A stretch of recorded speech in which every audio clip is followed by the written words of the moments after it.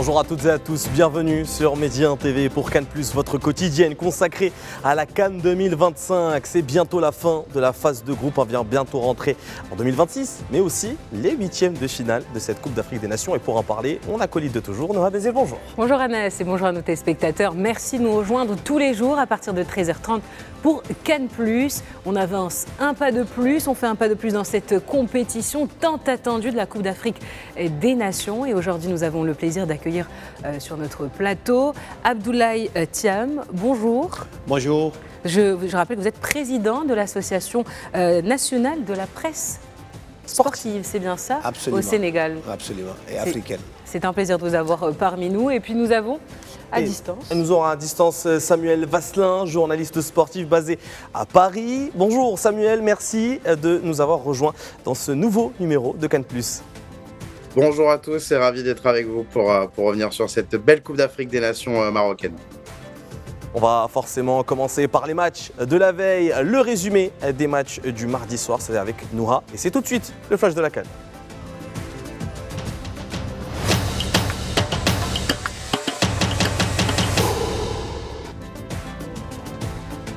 Le Nigeria a terminé la phase de groupe par une victoire convaincante face à l'Ouganda par 3-1, confirmant sa supériorité dans le groupe C. Les Super Eagles ouvrent le score à la 28e minute grâce à Paul Onuachu qui conclut une action collective bien construite, solide dans la maîtrise du ballon et agressif à la récupération. Les Nigérians font la différence en seconde période. Raphaël Onyedika double la mise à la 62e minute d'une frappe à l'entrée de la surface avant de s'offrir un doublé 5 minutes plus tard à la 67e, profitant d'un mauvais dégagement défensif.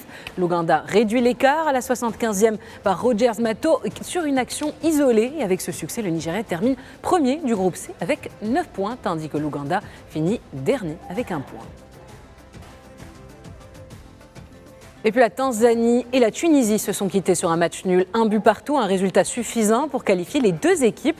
La première période est fermée, marquée par beaucoup d'engagement et peu d'occasions franches. Juste avant la pause, la Tunisie ouvre le score à la 43e minute grâce à Ismaël Gherbi qui transforme un pénalty après une faute dans la surface.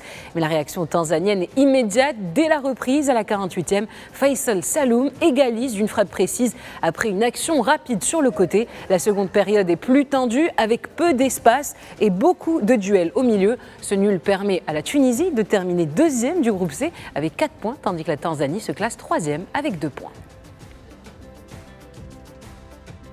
Et puis la RDC n'a laissé aucune chance au Botswana en s'imposant par 3-0. Sérieux, dès l'entame, les Congolais ouvrent le score en première période, mettant rapidement leur adversaire sous pression. La domination congolaise se confirme après la pause avec 2 nouveaux buts inscrits à des moments clés de la seconde période.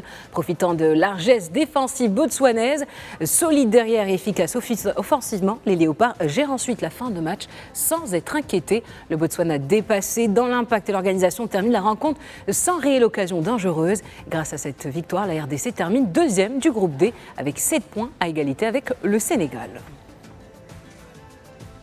Et justement, le Sénégal a parfaitement conclu sa phase de groupe en dominant le Bénin par 3-0. Les Lions de la Teranga prennent l'avantage à la 38e grâce à Abdoulaye Seck qui reprend un ballon mal repoussé par les défenses béninoises.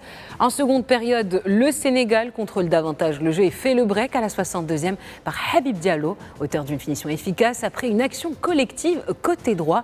Le Bénin, trop imprécis et rarement dangereux, ne parvient pas à revenir dans le match.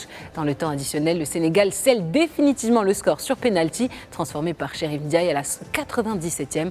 Le Sénégal termine premier du groupe D avec 7 points devant la RDC, tandis que le Bénin est éliminé avec 3 points. Et ben voilà, c'était l'essentiel de ces informations de cette 3e journée de Coupe d'Afrique des Nations. Et à présent, on va passer au débrief.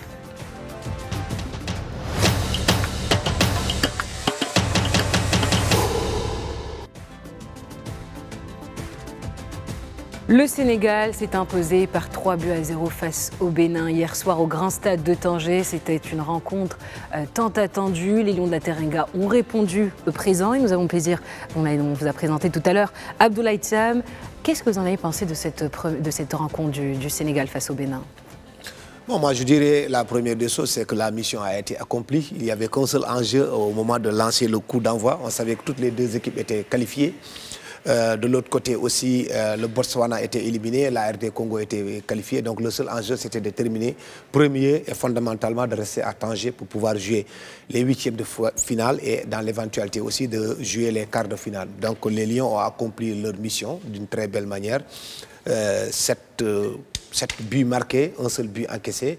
C'est un ratio plus ou moins acceptable. En tout cas, ils font partie aujourd'hui de la meilleure attaque au niveau du début des premiers tours. Donc c'est tout bénef pour le Sénégal. Juste une précision, le Bénin n'est pas éliminé de cette Coupe d'Afrique des Nations, mais justement retrouvera l'Égypte en huitième de finale. Oui. Abdoulaye, par rapport à tout ça, ok, le travail est fait. Et c'est le cas pour plusieurs grandes sélections dans cette compétition.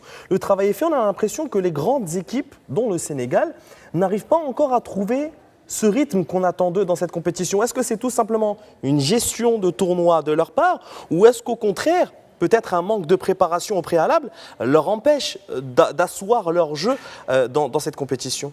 Il y a les deux. La première des choses, c'est quand même, il faut le rappeler, c'est la deuxième CAN d'affilée où la FIFA empêche les entraîneurs de disposer à temps de leurs joueurs pour pouvoir préparer des matchs amicaux.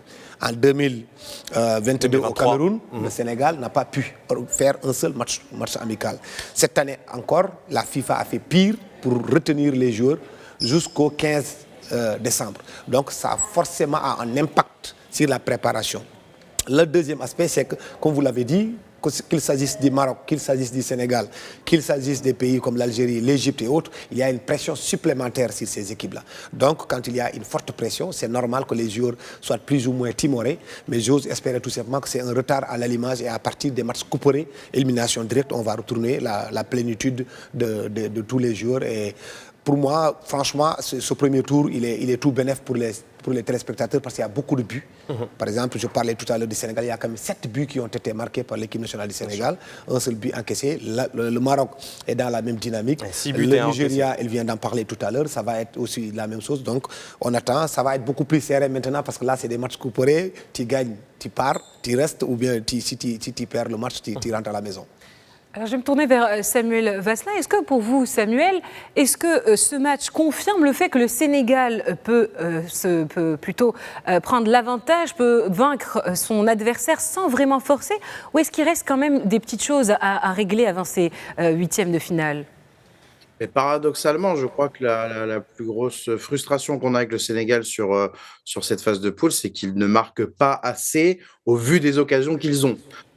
C'est-à-dire que contre le Botswana, il y a 3-0, mais s'il y en a 6, il n'y a rien à dire. Contre la RDC, on avait été déçus de voir que malgré les occasions, ils n'avaient pas réussi à un moment donné à tuer le Congo. Et même peut-être à un moment donné, on s'est posé la question s'ils n'allaient pas à la limite perdre ce match. Justement parce que en face c'était un peu plus efficace, ça savait profiter des quelques situations. Hier soir, bon, tu finis par gagner 3-0, donc là aussi on peut se dire que le contrat il est rempli et le contrat est rempli.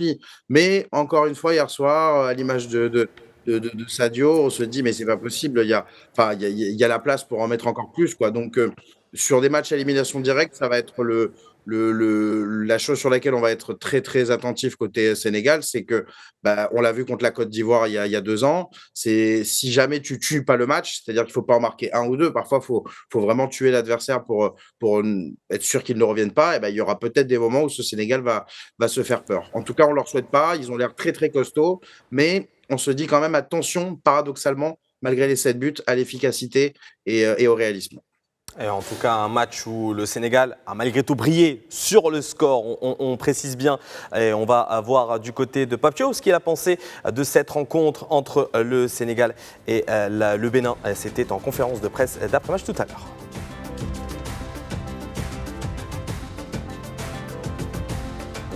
Un match très difficile face à une équipe béninoise qui nous a vraiment posé des problèmes, qui nous a mis en difficulté.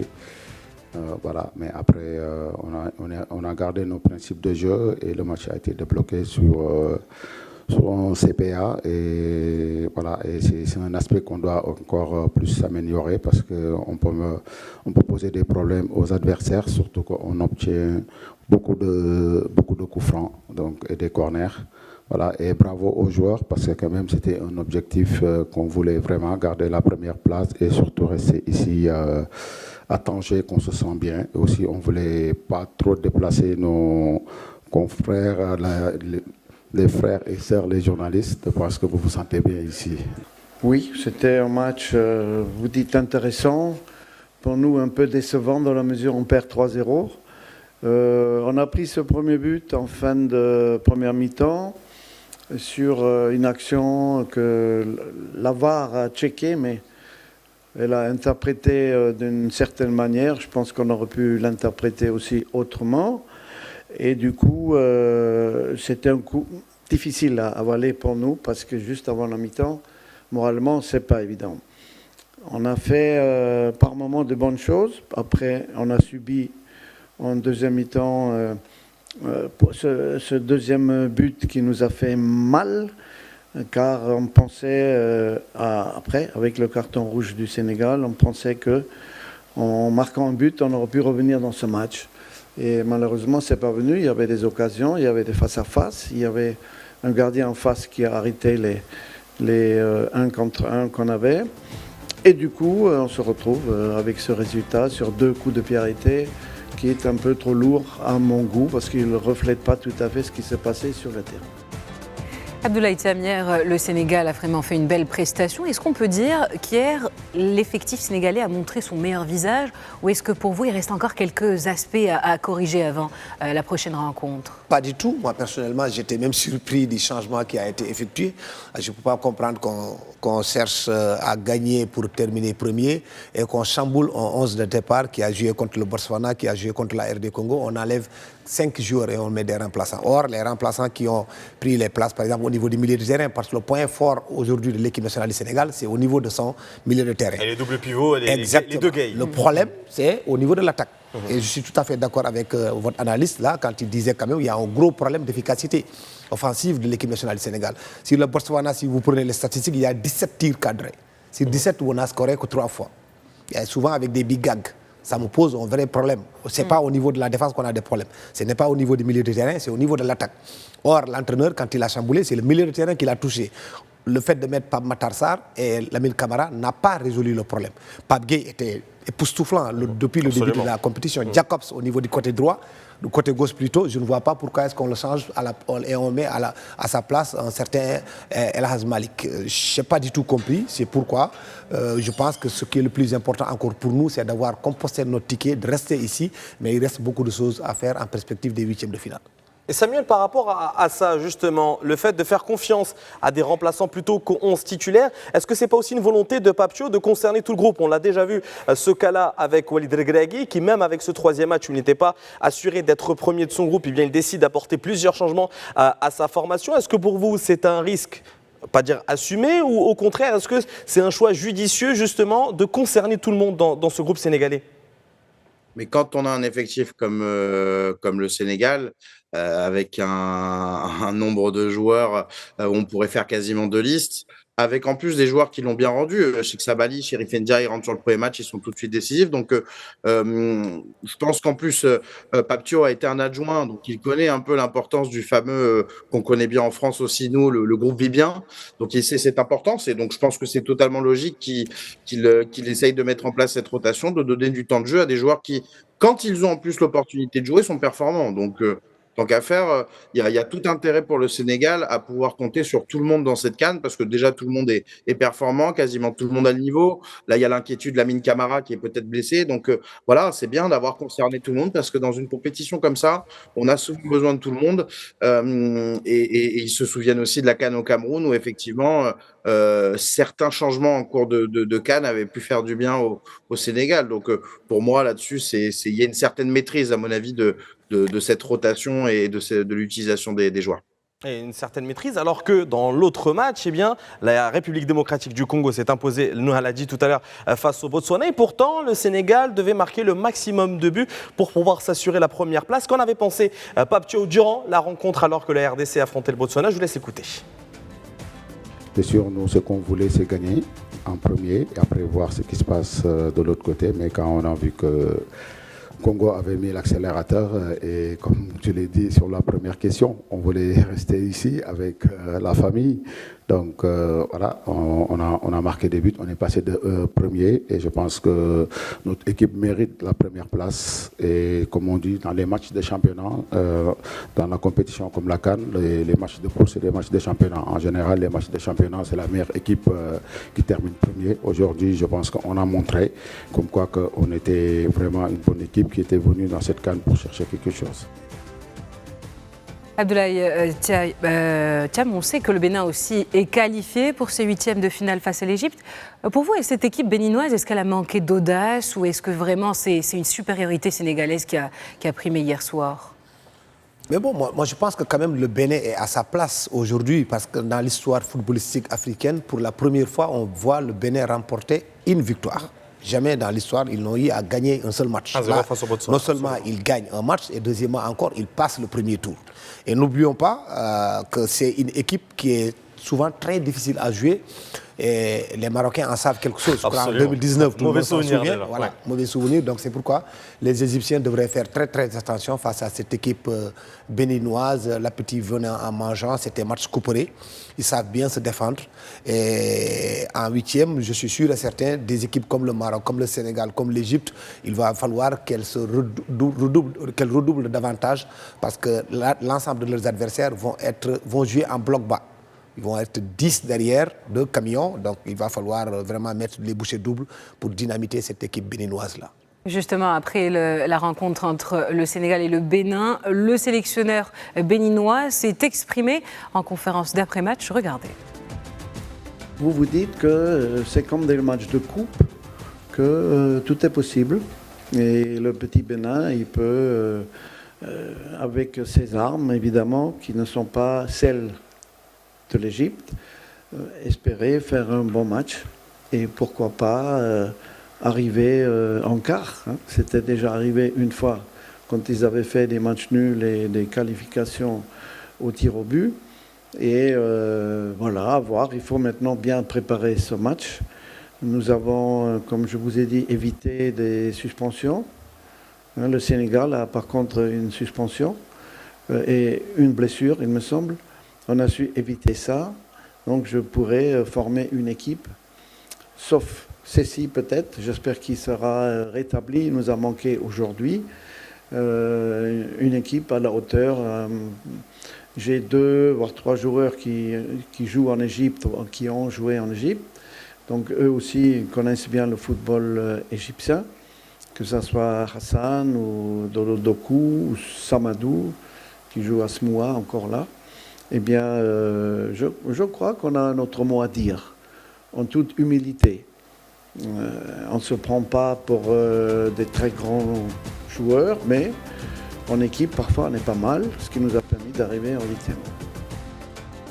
Gernot Rohr vient de le dire, le Bénin a toujours son mot à dire dans cette compétition. Et pour les huitièmes de finale, le Bénin sera opposé à l'Égypte. Samuel Vasselin, pour vous, est-ce que cette équipe béninoise peut porter préjudice ou créer une surprise en huitièmes de finale face au Pharaon, qui reste quand même une équipe bien en forme en ce début de compétition? Ouais, ils ont pas les équipes les plus faciles à chaque fois en huitième. Le Maroc en 2019 qui sortait qui était dans une bonne dynamique avec les qualifications pour la Coupe du Monde 2018.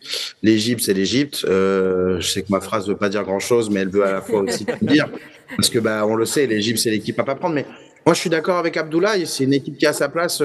J'allais dire les écureuils, non, les léopards maintenant. Les guépards. Les guépards même, les guépards. Ça va très vite, un guépard.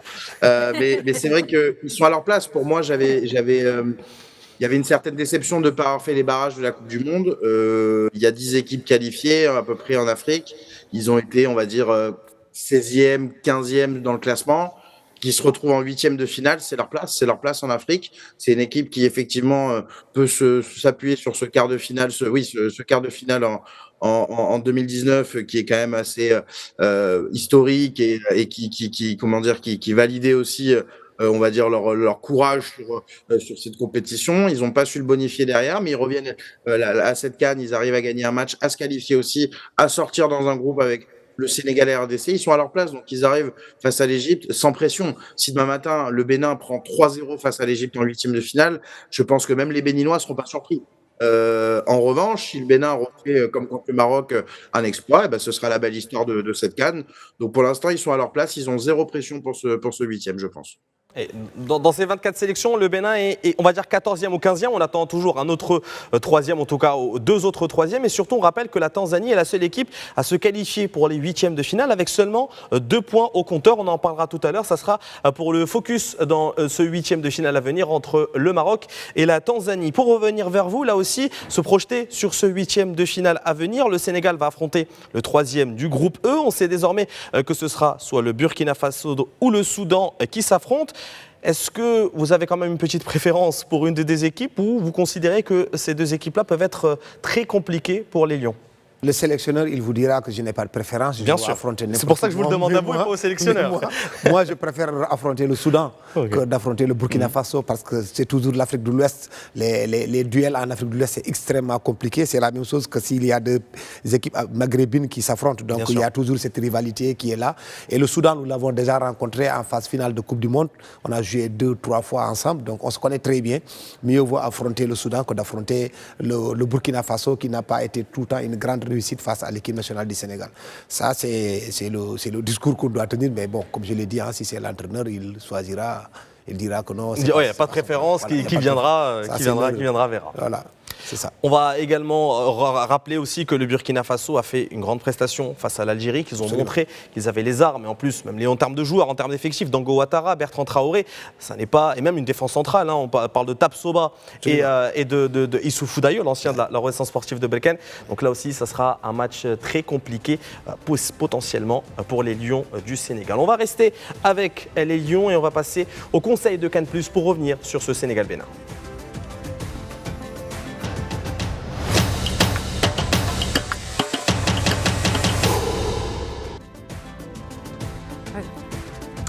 Le conseil de CAN+, Abdoulaye, vous avez une petite ardoise devant vous. Samuel, malheureusement, on n'a pas envoyé d'ardoise du côté de Paris, mais je vais vous demander à Noah, à Abdoulaye et à moi-même de noter l'homme du match, selon vous, de ce Sénégal-Bénin. Parce que ça va être compliqué, je pense, de sortir. En tout cas, un joueur qui vous a marqué dans cette rencontre plutôt comme du match. Je vais d'abord me tourner vers Samuel Vasselin. Est-ce qu'il y a un joueur que vous retenez de cette rencontre entre les Lions et les Guépards ? Pas vraiment, à vrai dire, sur ce troisième match. Merci beaucoup. Non, mais tu me prends un peu de cours aussi. Là, c'est pas faux. Non, mais après, moi, j'ai quand même bien apprécié le début de compétition, mais pas que de lui, de plusieurs, on va dire, joueurs qui avaient été un peu plus décevants sur les CAN précédentes, comme Riyad Mahrez et comme Sadio Mané aussi, même s'il est frustré parce qu'il ne marque pas. Mais moi, j'aime beaucoup son attitude, j'aime beaucoup ce qu'il apporte sur le terrain. J'aime beaucoup son utilisation aussi par Papio. Il y a aussi voilà, on n'a pas l'impression que c'est des sorties sanctions, c'est de la gestion. Donc voilà, j'espère qu'il va se mettre en route sur sa deuxième partie de CAN. Enfin, qu'il va se mettre en route. Il s'est mis en route, mais j'espère que les buts vont venir pour lui. Comme ça viendra aussi valider un petit peu le travail. Mais ouais, j'ai envie de le ressortir un petit peu. Eh bien, on le ressort. Et en tout cas, il y a un ressort facile, je l'assume. C'est pas faux. C'est la réponse facile, je l'assume, bien sûr. De toute façon, je ne m'attendais pas à grand-chose avec vous. Je ne vais pas dire désolé, Samuel. Merci. On va montrer vos réponses juste ici.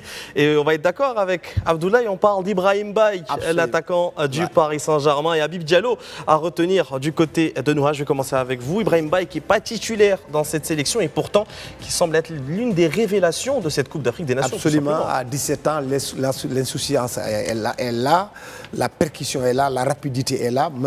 Ce n'est pas seulement ce match-là, même le match d'avant, pour moi, c'était véritablement l'homme du match. C'est lui en plus qui ramène le but de Sadio Mané, c'est lui sur l'action. Il a été époustouflant à tout point de vue et je crois que c'était le seul élément que Sébastien Desabre n'avait pas pris en considération. Il avait étudié l'équipe nationale du Sénégal, sauf Ibrahim Baye, qui a complètement déjoué son plan de jeu. On rappelle seulement 17 ans, il a choisi très tôt le Sénégal à la place de la France, alors qu'il aurait pu... Ce qui est aussi très important, parce que généralement, les binationaux, ils attendent très longtemps avant de se décider de venir jouer pour leur pays d'origine. Ils attendent toujours de voir si la France, l'Allemagne, l'Angleterre ne va pas les prendre pour qu'ils viennent. Et lui, à 17 ans quand même, il fallait le faire. Il il a tranché et il a choisi. Très tôt. Oui, on connaît ce cas un peu avec Brahim Diaz aussi au Maroc. Absolument. Même si Mbaye a fait un excellent match, pour moi, il y a Diallo aussi qui reste un peu. On devrait faire un peu parler un peu de ce joueur qui a vraiment beaucoup dérangé cette défense béninoise. Il s'est beaucoup déplacé sans ballon en fait. Il a créé quelques problèmes dans la défense. Il a inscrit un but à la 62e, donc il a quand même été décisif au moment où il le fallait. C'est aussi pour ne pas avoir le même avec vous aussi.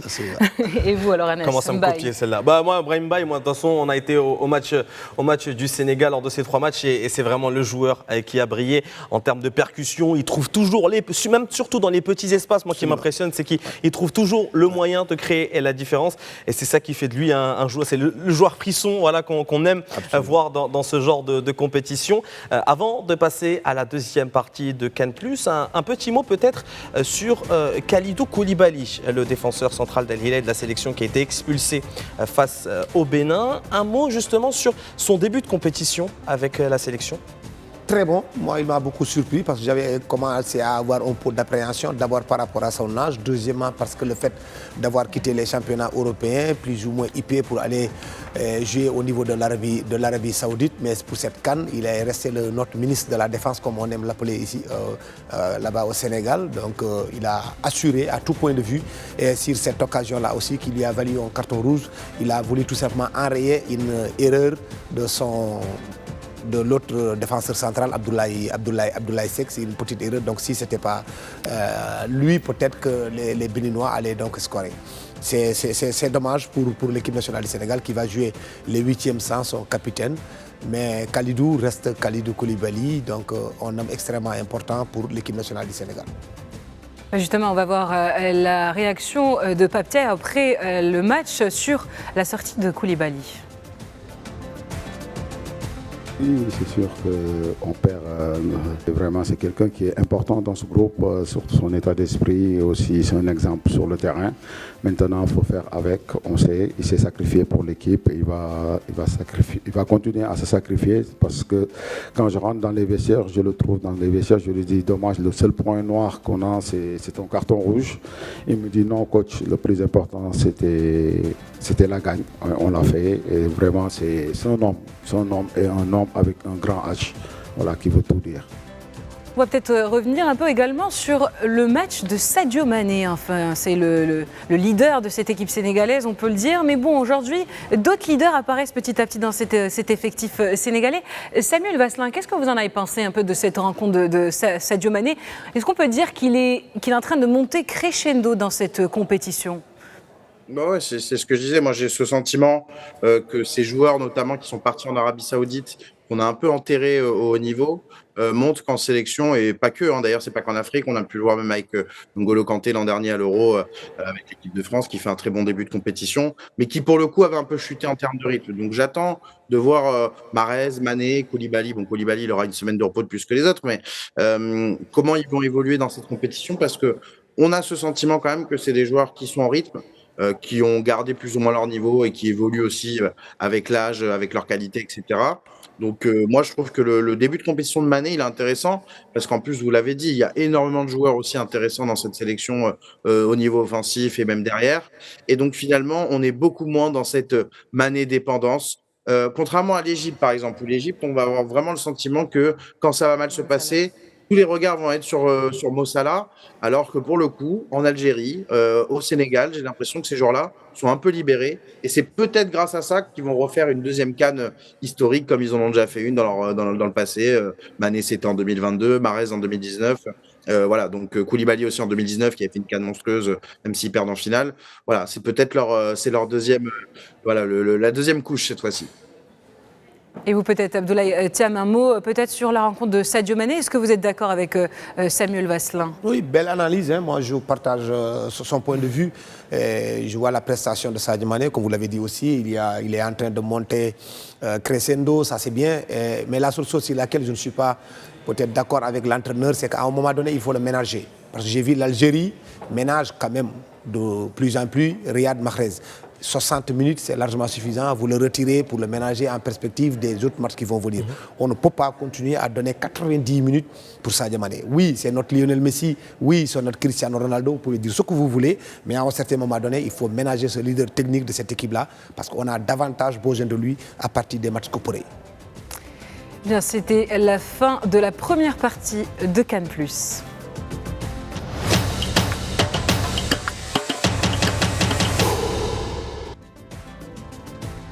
Merci de nous retrouver pour la deuxième partie de Cannes+. Tout de suite, le focus. Et dans cette rubrique de notre émission, nous allons nous pencher sur les huitièmes de finale de cette Coupe d'Afrique des Nations organisée au Maroc, avec le match tant attendu opposant le Maroc à la Tanzanie. Abdoulaye Thiam, qu'est-ce que vous pensez de cette rencontre? Comment le Maroc devrait aborder ce match de huitièmes de finale? Mais bon, écoutez, moi je crois que de prime abord, le Maroc part avec les faveurs des pronostics. D'abord, il joue à domicile, l'attente est énorme, il y a une forte pression, mais je crois quand même qu'aujourd'hui, des joueurs professionnels ont fini par se débarrasser de toute cette pression-là après la toute dernière prestation. Et c'est un petit poussé qui est là en face, il faut respecter. C'est ce qu'il faut faire concrètement. Mais ça m'étonnerait que le Maroc ne puisse pas franchir ce palier-là pour aller directement vers les quarts de finale. En tout cas, ils ont l'équipe qu'il faut. Ils ont le public qui est derrière. Ils ont aussi une administration fédérale qui continue à pousser. Et honnêtement, en tant que Sénégalais aussi, j'ai le cœur qui bat pour le Maroc. Voilà, donc j'espérais que ça va être le cas. Ce lien de sang qu'on n'explique pas entre le Sénégal et le Maroc. Je vais me tourner vers vous, Samuel, pour continuer à parler de cette rencontre. Le Maroc va encore affronter normalement une équipe plus faible que la sienne, même si on a vu qu'il y a des matchs forcément face au Mali, eh bien, les blocs bas peuvent être un problème pour Walid Regragui, mais on a vu lors du dernier match des changements qui ont été payants pour le sélectionneur marocain. Est-ce qu'à votre avis, dans ce huitième de finale, il se reposera sur ce troisième match pour en tirer des conclusions? Ou est-ce qu'au contraire, ça y est, la phase de groupe est finie, on repart en huitième de finale et on repart avec le même 11 type qui a commencé la compétition? Je me pose la question. Je sais pas, enfin, c'est là où on attend. On attend aussi Regragui parce que effectivement, on a vu un peu des deux finalement durant son mandat, j'ai envie de dire. Ce qui est sûr, c'est qu'on va être très attentif parce que bon, même si c'était pas lui en 2021, c'était Vaïd encore, je crois. Ouais. Mais on se rappelle que le Malawi, ça n'avait pas été un match si facile que ça en huitième en 2021. Je ne vais pas revenir par respect pour tous les téléspectateurs sur ce qui s'est passé il y a 2 ans, au même stade de la compétition. Donc effectivement, on attend beaucoup de voir comment va être gérée cette échéance. Par rapport à l'équipe, c'est vrai que au niveau, déjà, voilà, même devant, Raimi a démarré la première journée, ça a été compliqué. On a ensuite mis El Kabi qui a été décisif, mais est-ce que dans le jeu, Raimi finalement apporte peut-être pas plus de variations que El Kabi, mais est-ce que El Kabi contre des blocs bas, c'est pas justement celui qui arrivera à faire la différence? Donc il y a plein de questions qui se posent. Je pense aussi que le retour progressif ou peut-être même une bonne fois pour toutes de Hakimi va peut-être aussi rabattre des cartes en termes même de système, parce que Mazraoui a plutôt été bon en l'absence d'Hakimi, c'est un leader aussi de cette sélection. À gauche, commence à y avoir du choix, avec notamment Saladin, moi, que j'ai trouvé très très bon sur le début de la compétition. Donc est-ce qu'à un moment donné, avec l'absence de Saïs, avec Aguerd qui n'est pas en train de faire la canne de sa vie, est-ce qu'il ne passera pas à 3 derrière peut-être pour mettre Hakimi et Saladin un peu plus haut pour profiter de leur centre? Et donc dans ce cas, El Kabi en pointe, ça se justifie parce qu'il y aura beaucoup de ballons qui vont arriver. Donc je pense qu'on va avoir un bon début de réponse contre la Tanzanie en voyant qu'est-ce qu'il va faire. Mais après, il faut quand même être honnête, la Tanzanie, c'est un adversaire contre lequel le Maroc n'arrivera pas avec les mêmes intentions, ou du moins avec la même préparation que sur un match comme le Sénégal, par exemple, ou l'Algérie, ou peut-être même le Mali. Donc, on aura une partie des réponses, mais je pense quand même qu'il faudra attendre que la compétition démarre vraiment, quart, voire demi-finale, quand on voit le tableau. Alors justement, on le dit, la Coupe d'Afrique des Nations, ce sont 2 tournois, 2 compétitions, les phases de groupe, on le dit depuis le début de cette émission, et ensuite les phases finales qui sont complètement différentes. On peut dire qu'elles ont plus d'enjeux, c'est plus de tension, c'est plus de pression. Justement, comment est-ce que les sélectionneurs abordent justement ces phases finales de Coupe d'Afrique des Nations? Est-ce qu'Walid Regragui, à votre avis, va plutôt motiver ses troupes à aller chercher le but dès l'entame de la rencontre, ou plutôt être unis défensivement, faire un bloc bas, défendre et attendre l'occasion pour être plus décisif, à un moment donné? Moi, je pense que ce soit Regragui, que ce soit Pape Thiaw, que ce soit des sélectionneurs comme celui de l'Égypte et autres, Hassan, ils vont se retrouver dans la situation, des équipes vont être en bloc bas et c'est tout à fait normal, tout à fait naturel. Il leur appartient de trouver les clés de ce genre de match-là. Jouer aujourd'hui contre le Maroc, tu ne vas pas sortir de ton camp, tu vas rester, c'est tout à fait normal et naturel, d'autant plus que c'est le petit poussé comme la Tanzanie qui est une équipe très physique. Nous avons eu à jouer contre cette sélection-là, mais il faut trouver des voies et moyens devant permettre de décanter la situation. C'est pourquoi on parle de plusieurs systèmes de jeu, des 4-4-3, des 4-4-2, des 4-3-3 et des jeux aussi souvent ultra offensifs, des 3-5-2.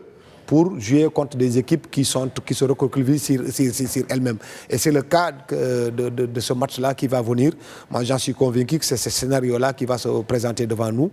Et comme je l'ai dit encore une fois, j'ose espérer que le Maroc... L'essentiel, c'est de gagner. Ce n'est pas de dire je vais marquer à la première minute, je vais marquer à la 90e minute. L'essentiel, c'est de composter son ticket pour les quarts de finale. C'est ça le plus important. Il ne faut pas faire focus sur ce qui se dit dans les réseaux sociaux, sur ce qui se dit dans les gradins, les huées et autres. Le plus important, c'est qu'à la fin, au coup de sifflet final, que le Maroc composte son ticket pour les quarts de finale. Alors justement, Samuel Vasselin, selon Abdoulaye Thiem, ce sera un match physique, donc il faudra se reposer sur plusieurs facteurs.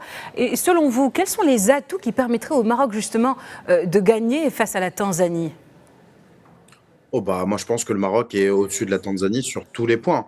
Même y compris dans la combativité, ce qu'on pourrait aujourd'hui mettre au crédit des Tanzaniens qui, on l'a vu, c'est quand même une équipe assez casse-pied parce qu'ils mettent un gros pressing, il y a beaucoup d'intensité, mais là pour moi, quand tu peux aligner un milieu avec El Ainaoui, avec Ounahi, tu peux briser cette intensité rapidement. Donc pour moi, il y a quand même de quoi faire pour le Maroc, pour être au-dessus dans tous les niveaux, que ce soit dans les cages, ils sont au-dessus. Sur l'aspect défensif, on n'est pas encore très rassuré, même si le Maroc n'a pas non plus été submergé dans cette CAN, mais c'est juste qu'on a vu qu'à l'image aussi, c'est peut-être le contexte qui fait mais que quand il y a une grosse situation pour l'adversaire, on sent une certaine pression. Peut-être qu'elle vient du stade et de l'atmosphère aussi, pas forcément de la défense marocaine, mais même là, sur ce terrain-là, je pense que c'est plus solide, c'est largement plus solide que la Tanzanie.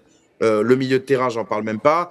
Et offensivement, même si on a encore des débats sur qui doit jouer, déjà, il y a Brahim Diaz qui, pour moi, pour l'instant, est sûrement le meilleur joueur de la CAN. En plus, quand on prend le contexte marocain, sa prestation est quand même assez solide. Donc, même si tu as encore quelques doutes avec Saïbari qui fait pas pour l'instant la CAN de sa vie, etc., ça reste en termes de qualité largement au-dessus, mais très largement au-dessus de la Tanzanie.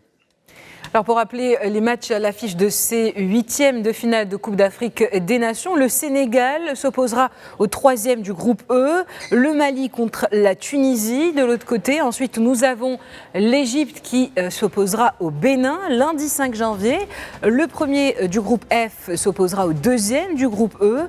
Et ensuite, nous avons comme autre quart de finale l'Afrique du Sud qui s'opposera au 2e du groupe F, tandis que le Maroc s'opposera à la Tanzanie le 4 janvier. Le Nigeria s'opposera au 3e du groupe F et enfin l'Algérie s'opposera à la République démocratique du Congo. Ça sera mardi 6 janvier. Un match tant attendu, Abdoulaye Thiem. Alors, l'Algérie contre la République démocratique du Congo et on l'a vu, le Congo fait vraiment une très belle Coupe d'Afrique des Nations. C'est une équipe qui rassure, qui est vraiment là présente. De nombreux joueurs ont fait leur preuve durant ce début de Coupe d'Afrique des Nations et on a l'impression que c'est une équipe qui peut qu'évoluer au cours de cette CAN. Oui, moi je crois que s'il y a une seule sélection parmi les deuxièmes que toutes les équipes qui ont terminé à la première place voulaient éviter, c'est la RD Congo. pour la bonne et simple raison. Aujourd'hui, n'oublions pas quand même que les barrages africains, la RD Congo a éliminé le Nigeria, la RD Congo a éliminé le Cameroun, la RD Congo a tenu en échec le Sénégal et à Dakar et ici même.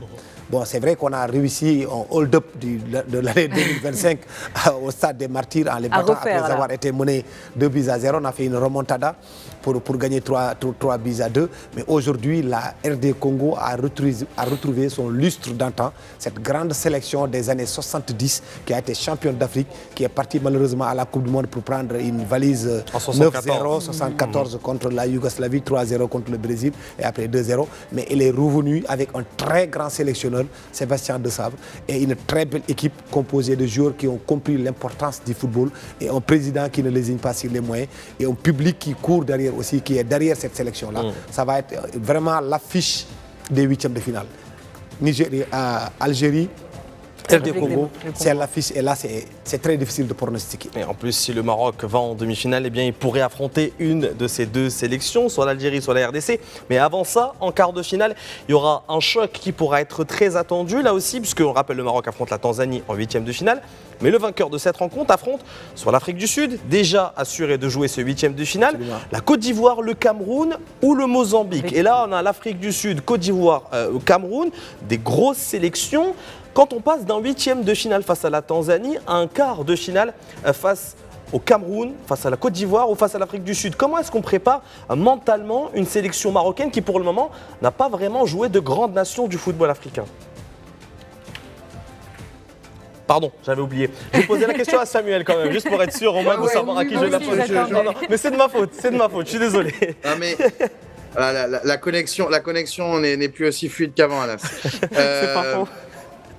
Non, mais parce qu'effectivement, Abdoulaye disait personne ne veut jouer le Congo, et je suis assez d'accord en huitième de finale parmi les deuxièmes, mais il n'y a pas grand monde qui veut jouer l'Afrique du Sud non plus. Là encore, je ne veux pas vous rappeler de mauvais souvenirs. Ça fait beaucoup, Samuel, ça fait beaucoup. Il faut se calmer là. Pardon, c'est vrai, j'abuse un peu, je ne serais peut-être pas réinvité.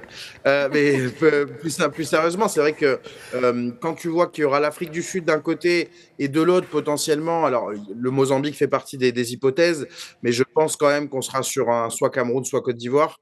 Parce que je vois les deux équipes faire le travail ce soir. La Côte d'Ivoire parce qu'ils vont jouer une équipe fantôme et le Cameroun parce qu'ils font une très belle CAN. Donc, je pense qu'on se dirige plutôt vers un Cameroun. Et effectivement, de toute façon, on ne va pas se mentir. Pour le Maroc, un quart de finale contre soit le Cameroun, qui est une équipe qui n'est jamais très sympathique à prendre en CAN, qui est peut-être avec l'Égypte l'équipe qui maîtrise le mieux cette compétition sur le continent, ou l'Afrique du Sud qui a un petit traumatisme. Bah ouais, là, la compétition... Pour le coup, je pense qu'on testera vraiment les nerfs de l'équipe, du coach, du peuple, des supporters à partir de ce quart de finale-là, ouais. Et je rappelle en plus la citation de Rigobert Song, même si elle peut faire très peur, c'est seulement quand on sait qu'on est en danger, qu'on n'est pas en danger, et c'est de ça qu'il s'agit. Je sens que je vais l'entendre tout au long de cette Beaucoup, parce qu'on est beaucoup en danger au Maroc, c'est pour ça. On préfère toujours prendre match par match. Et justement, pour revenir sur les matchs à l'affiche cette journée, tout de suite, les pronos.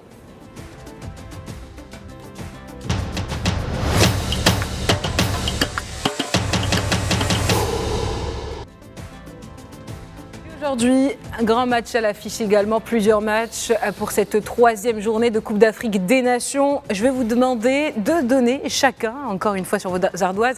Samuel, malheureusement, vous avez joué avec nous sans ardoise. Mais je vais vous demander à chacun d'écrire votre pronostic pour le match Algérie-Guinée équatoriale ce soir. Le score ou bien ? Oui, le score. Pronostic de votre score. À votre avis, pronostic, qui va vaincre ? Maroc, en attendant. Algérie, Moi, Guinée je mets un 2 ou 3-0 pour l'Algérie. 2-0 pour l'Algérie, allez, on va pas être trop gourmand. Parce qu'il y a une volonté aussi de la Guinée, il faut dire que c'est un petit traumatisme aussi pour nos amis algériens. Il n'y a que des traumatismes, attention, dans cette CAN. Donc, petit traumatisme. Mais l'Algérie, quand elle a su, on se souvient 2019, elle sait gérer sa phase de poule, elle sait tranquillement terminer. Il y a l'occasion de pouvoir faire tourner avec des joueurs plutôt intéressants dans cette CAN, même ceux qui rentrent. On a vu notamment Ibrahim Maza, qui n'était pas titulaire au deuxième match, mais qui est au premier match, pardon, mais qui au deuxième a été très intéressant. Donc, il y a une certaine profondeur de banc. Je pense au petit Ilan Kebal, qu'on connaît très très bien, nous, à Paris et en Ligue 1. Pardon, Ilan Kebal, Ilan Kebal qui a pas démarré. Donc voilà, qui peut-être avoir du temps de jeu là-dessus. Donc pourquoi pas avoir une équipe qui va faire tourner, mais qui va quand même être performante. dans un match où la Guinée est déjà éliminée et est en train un peu de craquer. Je pense qu'on ne sera pas sur le côté la Guinée va sauver l'honneur, mais plutôt sur l'Algérie poursuit sa route et sa dynamique. Donc 2-0, ça me semble être parfait pour eux. Et vous, Abdoulaye Thiam, vous voyez aussi une victoire de l'Algérie, mais avec 3 buts. 3 buts à 1. Moi, c'est ce que je vois. J'ai donné ce résultat, c'est par rapport à... Moi, je ne crois pas trop souvent à cette histoire de sauver l'honneur ou autre. C'est très difficile pour des joueurs professionnels de trouver des moyens nécessaires après avoir été éliminé. La déception, elle est là. Et de penser au moment donné qu'on peut sauver l'honneur face à l'ogre algérien.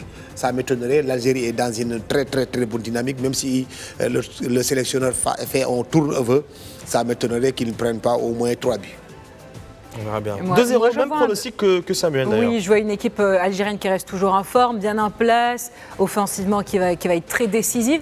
Mais je vois une Guinée qui va être quand même accrocheuse et qui ne va pas laisser ces Algériens se défiler et faire un peu la fête sur ce terrain. Donc vraiment, on est pour cette dernière journée de phase de groupe, je vois vraiment un 2-0. Voilà, pas plus. Et pas de but concédé. Alors, je vois quand même un 3-1. Je me dis, avec, comme vous l'avez dit, ce turnover, mais l'Algérie et les joueurs algériens l'ont dit, se sentent comme à la maison. Il y a des supporters marocains, des supporters algériens présents au stade Moulay El Hassan pour les soutenir. Je pense que malgré les changements, eh bien, il y aura quand même des joueurs de talent. Celui que je retiens, c'est celui que vous avez donné, Samuel, avec Ilan Kebal. On attend de voir en sélection algérienne, très très performant avec le Paris FC, déjà lauréat d'un trophée de joueur du mois dans le championnat français. Donc forcément, moi j'attends de le voir au moins buteur ou passeur décisif. En plus, un très beau joueur de ballon, on l'a vu depuis le stade de Reims. Donc les 3-1 parce que, même si Abdoulaye n'y croit pas, mais moi j'y crois un peu, sauver l'honneur, eh bien marquer quand même un but dans cette compétition, ça va leur donner la possibilité quand même de sortir un peu la tête haute face à l'Algérie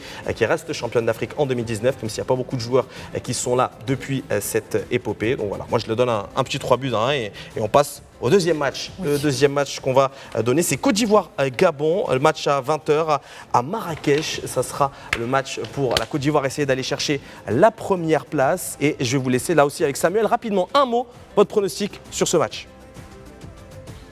Victoire de nos amis ivoiriens. Là, on va pas trop s'avancer. Je pense que le Gabon est déjà éliminé. Le leader, Aubameyang est parti du groupe. Donc, même s'ils ont cette envie de laver un peu l'honneur, mais moi, je suis comme Abdoulaye, j'y crois pas à ça. Donc, je pense que la Côte d'Ivoire, qui doit impérativement gagner pour être sûr de finir éventuellement première ou deuxième de son groupe, même si on l'a vu deuxième, ce sera pas un cadeau. Et je pense qu'ils vont gagner. Allez, 2-1. Le Gabon est peut-être marqué quand même dans ce match, 2-1. Mais je vois une victoire facile des Ivoiriens. Et vous, Abdoulaye Thiam, rapidement pour finir sur ce score. Moi, je vois plutôt un match nul, 0 but partout, même si le Gabon est éliminé, mais ça m'étonnerait qu'ils puissent se présenter en victime expiatoire. Non, ils vont vendre chèrement leur peau, ils vont se battre pour quand même arrêter l'hémorragie, parce que ce n'est pas sérieux qu'une sélection comme le Gabon, avec un joueur de la trempe de Aubameyang, qui a été quand même ballon d'or africain, se permet de rentrer à la maison sans pour autant avoir au moins un petit point à ramener au niveau de Libreville. Donc pour vous, ce serait sauver l'honneur à la dernière minute. Absolument. Et pour moi, ça serait un 2-1. Pour moi, ces Ivoiriens vont se réveiller, vont quand même mener cette rencontre face à des Panthères qui restent un peu absentes pour ce début de compétition. Mais malheureusement, ils sont éliminés après cette rencontre. Donc ça serait avantage pour Côte d'Ivoire 2-1. Voilà. Et moi, je rejoins Abdoulaye et Samuel. En fait, il n'y a pas de sauver l'honneur. Ils vont gagner 2-0, les Ivoiriens. Et les Gabonais vont rentrer à la maison. Merci beaucoup de nous avoir rejoints pour cette édition de Cannes+, Abdoulaye Thiam. Je rappelle que vous êtes président de la NPS. Merci d'avoir été présent sur le plateau. Merci, le plaisir pour moi. Je suis chez moi. Et merci à Samuel Vasselin qui est avec nous en direct. Merci. Je rappelle que vous êtes journaliste sportif. Ça a été un plais+. De discuter avec vous de cette Coupe d'Afrique des Nations. Merci beaucoup. Et chers téléspectateurs, merci de nous avoir suivis pour cette édition de Cannes+. On vous retrouve demain à la même heure pour parler encore plus foot et foot.